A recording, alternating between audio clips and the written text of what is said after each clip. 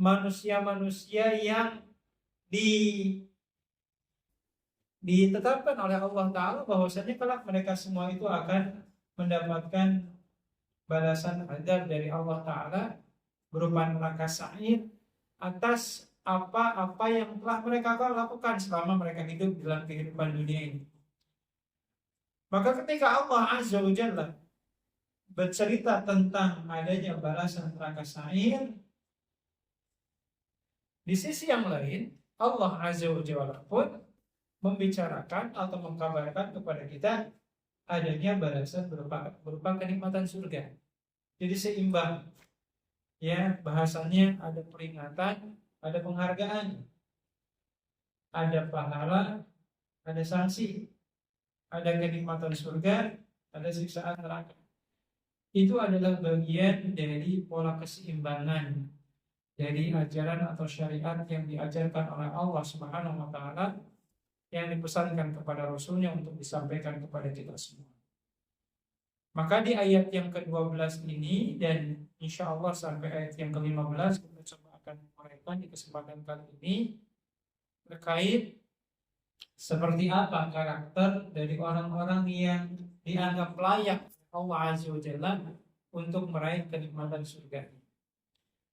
Maka Allah Azza wa Jalla berfirman, A'udzu billahi minasyaitonir rajim. Bismillahirrahmanirrahim.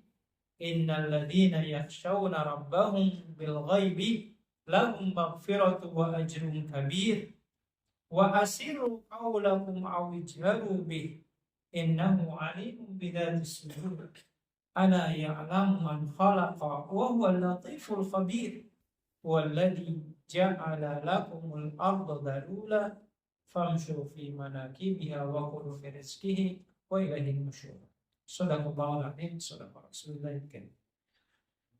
Allah Azza wa Jalla berfirman, A'udzu billahi minasyaitonir rajim. Innal ladzina yakhshawna rabbahum. Sesungguhnya orang-orang yang yakhshawna rabbahum.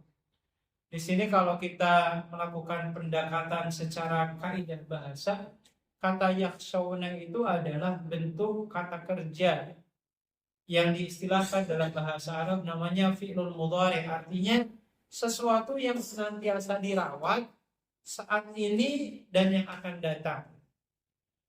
Jadi ketika Allah Azza wa Jalla bercerita tentang orang-orang yang layak meraih kenikmatan surganya, maka salah satu tandanya adalah innal ladzina yakhshawna rabbahum, adalah mereka yang selalu merawat rasa takutnya kepada Allah Azza wa Jalla.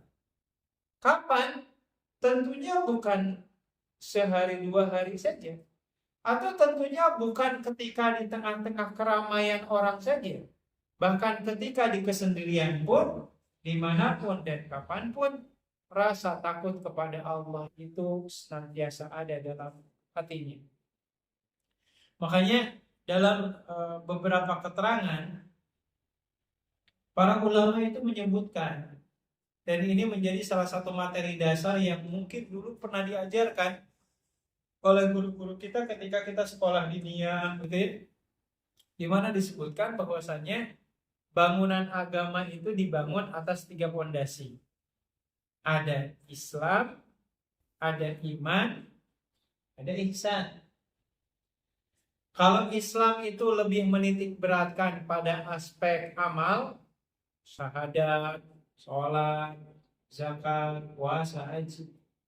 Lalu kemudian yang kedua pada aspek keyakinan dalam hati, ada iman kepada Allah dan seterusnya. Dan yang terakhir pada takaran aplikasinya, yaitu ihsan. Ihsan itu artinya apa? Kalau kata Rasulullah SAW, anta'budallaha ka'annaka tarahu fa in lam yakun tarahu fa innahu yaraka. Engkau menyembah Allah seolah-olah engkau itu bisa melihat Allah ada di hadapan engkau. Tapi kalau seandainya engkau tidak bisa melihat Allah, dan memang sejatinya dalam kehidupan dunia itu Allah tidak mungkin bisa dilihat.